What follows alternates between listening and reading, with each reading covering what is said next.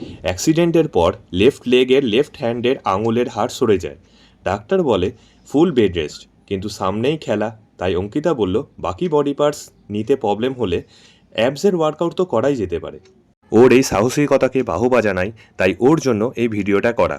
অ্যাবসের জন্য leg raise, reverse crunches, flutter kicks, half crunches আর full crunches, এই কটা ওয়ার্কআউট ও নিল। এখন মেন টার্গেট হচ্ছে বডি ওয়েটটাকে নামানো। যেহেতু ও কোনো কার্ডিও করতে পারছে না, তাই অ্যাবসের ওয়ার্কআউটের দ্বারা আমরা চেষ্টা করছি বডি ওয়েটটাকে নামানোর। 2 উইকস পর আর একটা এক্সরে করলে বোঝা যাবে হাত আর পায়ের অবস্থা কীরকম, সেই বুঝে পরবর্তী স্টেপ নেওয়া হবে। মেশিনের মধ্যে টুইস্টারটাই করতে পারছে। এরপর একটা কার্ডিও আমরা ইনভেন্ট করে ওকে বললাম যে এই ওয়ার্কআউটটা করো, অনেকটা ঘাম ঝরবে। এরপর শেষের ওয়ার্কআউট হলো প্লেট দিয়ে সাইড ক্রাঞ্চেস। এই দিয়ে আমরা ওয়ার্কআউট শেষ করলাম। আমি একটা জিনিসই বলবো, যাদের হাত ভেঙে গেছে বা পা ভেঙে গেছে তারা শুয়ে বসে থেকো না।